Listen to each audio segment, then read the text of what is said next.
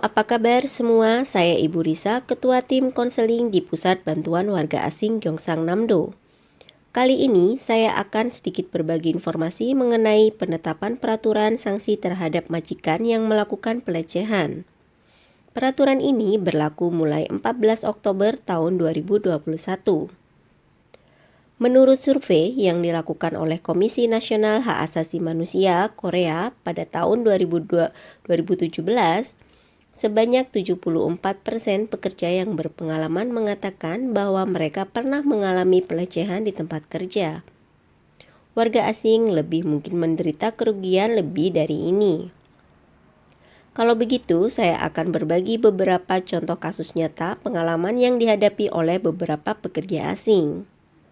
Kasus 1, Tuan A, seorang pekerja asing yang mengalami hinaan, ejekan dengan bahasa kasar, dan penyerangan oleh pemimpin tim orang Korea. Alasannya karena pekerja lambat dalam bekerja dan sedikit tidak dewasa. Meski pekerja menerima permintaan maaf dan uang penyelesaian dari pelaku melalui konseling pengaduan, ia mengalami depresi akibat stres dan akhirnya harus memilih untuk pulang ke negara asalnya. Kasus 2, Tuan B, pekerja asing yang diganggu oleh atasan dan rekan kerja hingga ingin pindah tempat kerja alias pindah perusahaan. Namun, sulit untuk membujuk majikan untuk mendapatkan izin pindah perusahaan. Sehingga pekerja mencari-cari alasan karena tidak disediakan sarung tangan, sampai berpura-pura sakit dan bolos tidak masuk kerja supaya dipindahkan. Sekarang Anda tidak perlu khawatir, karena peraturan hukuman substantif baru telah ditetapkan. Kedua kasus tersebut merupakan pelecehan di tempat kerja. Meskipun undang-undang yang melarang pelecehan di tempat kerja telah diberlakukan sejak Juli tahun 2019, peraturan sanksi sejauh ini tidak efektif.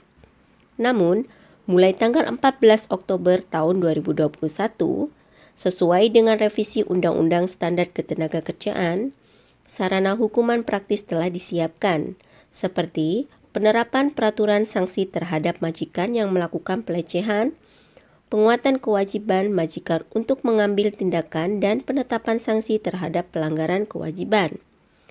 Ini adalah kabar baik bagi para pekerja. Namun, peraturan pelecehan ini tidak berlaku pada perusahaan yang mempekerjakan pekerja kurang dari 5 orang. Saya berharap bagian ini akan segera diperbaiki juga. Kira-kira Anda tahu apa itu pelecehan di tempat kerja? Tindakan yang dilakukan oleh majikan atau pekerja yang memanfaatkan posisi atau hubungan mereka di tempat kerja untuk menimbulkan rasa sakit fisik atau mental pada pekerja lain atau memperburuk lingkungan kerja di luar lingkup pekerjaan yang semestinya. Peraturan ini tercantum pada Undang-Undang Standar Ketenagakerjaan Pasal 76 Paragraf 2. Dan ada beberapa kriteria penilaian yaitu sebagai berikut. 1. Hubungan antara para pihak tersedia dalam semua hubungan seperti usia, latar belakang, akademis, jenis kelamin, masa kerja, jenis pekerjaan, dan lain-lain. 2. Situasi yang menyebabkan tindakan. 3. Tempat di mana tindakan itu dilakukan, terlepas dari di dalam atau di luar tempat kerja juga berlaku untuk messenger internal, SNS, Kakao Talk, dan lain-lain. 4. Reaksi atau kondisi korban. 5. Konten dan tingkat pelecehan. 6. Penilaian komprehensif tentang frekuensi dan durasi. Berikutnya beberapa kasus penerapan Undang-Undang Pencegahan Pelecehan di Tempat Kerja sebagai berikut. 1. Tindakan yang merendahkan atau tidak mengakui kemampuan atau kinerja kerja tanpa alasan yang dapat dibenarkan. 2.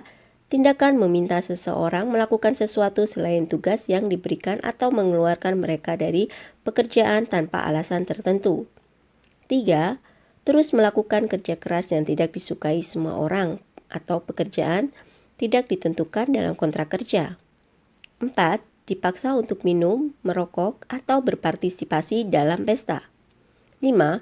Penyerangan, ancaman, intimidasi, pelecehan verbal terus-menerus, dan lain-lain. Lalu apa yang harus dilakukan? 1. Mengamankan bukti. Kumpulkan bukti seperti rekaman, pesan teks, kakao talk, foto, video, testimonial, pernyataan saksi, dan lain-lain. Pembuatan dokumen yang merinci kerusakan, seperti pelaku, tempat, waktu, rincian, tindakan, dan lain-lain. 2. Laporkan kerusakan. Laporkan kepada pengguna atau majikan Anda. Pengguna wajib mengambil tindakan untuk menyelidiki pelecehan dan melindungi korban atau dengan cara memindahkan tempat kerja, memberi cuti berbayar, dan lain-lain.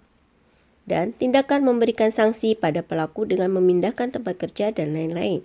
Jika majikan adalah pelaku atau tidak memenuhi kewajiban untuk mengambil tindakan setelah pelaporan, maka laporkan ke kantor Kementerian Ketenagakerjaan atau yang biasa disebut dengan goyong nodong, Bu. Sampai di sini informasi singkat dari saya. Semoga informasi ini bermanfaat. Jika Anda mengalami pelecehan di tempat kerja, jangan ragu untuk melaporkannya ke atasan atau melaporkan ke kantor Kementerian Ketenagakerjaan.